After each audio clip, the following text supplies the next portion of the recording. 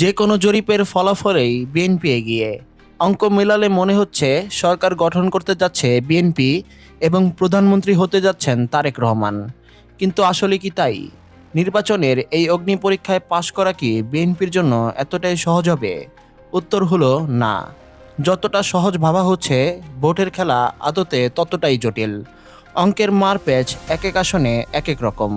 কোথাও প্রতিপক্ষ শক্ত, আবার কোথাও নিজের ঘর থেকেই শত্রু জন্মেছে, মানে নিজ দলেরই বিদ্রোহী প্রার্থী।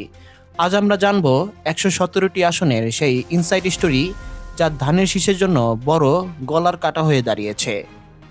দলীয় মনোনয়ন না পেয়ে দেশের প্রায় সব বিভাগেই বিএনপির হেভিয়েট নেতারা স্বতন্ত্র প্রার্থী হিসেবে দাঁড়িয়ে গেছেন। কুড়িগ্রাম থেকে চট্টগ্রাম, সিলেট থেকে বরিশাল, এমন কোনো জায়গা নেই যেখানে বিদ্রোহীদের আগুন নেই। ১১৭টি আসনে ১১৯ জন বিদ্রোহী। তার মানে দলীয় প্রার্থীর সাথে লড়াইটা এখন বাইরের কারোর সাথে নয়, বরং নিজের ঘরের মানুষের সাথেই। এই বিদ্রোহী প্রার্থীরা বিএনপির সাজানো অঙ্ক ওলটপালট করে দেওয়ার জন্য যথেষ্ট।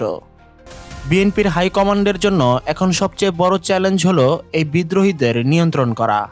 নীতি নির্ধারকরা এখন আর শুধু অনুরোধ করছে না, বরং প্রচ্ছন্ন হুমকিও দিচ্ছেন।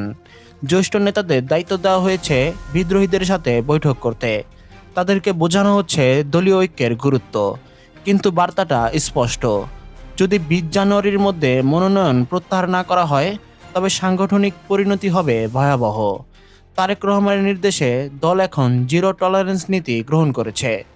শৃঙ্খলার প্রশ্নে কাউকে ছাড় দেওয়ার কোনো সুযোগ নেই।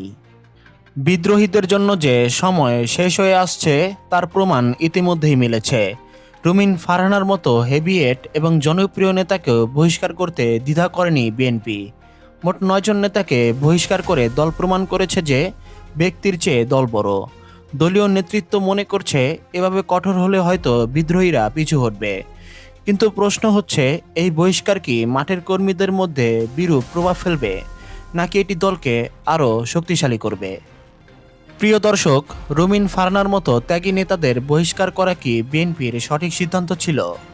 কমেন্টে আপনার মতামত জানান।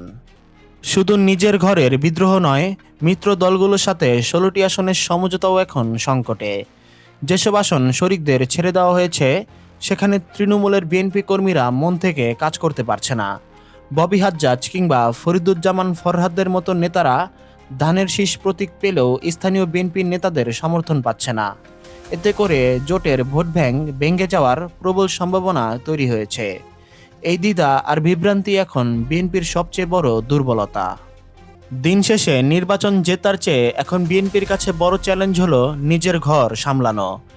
১১৭টি আসনের এই বিদ্রোহী কাটা যদি ২০ জানুয়ারির মধ্যে উপড়ে ফেলা না যায়, তবে ভোটের মাঠে ভরাডুবি হতে পারে।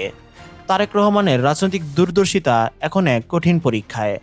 মাঠের রাজনীতি আর কেন্দ্রের সিদ্ধান্তের এই দূরত্ব গোছাতে না পারলে বিএনপির জন্য সরকার গঠন কঠিন হয়ে যাবে।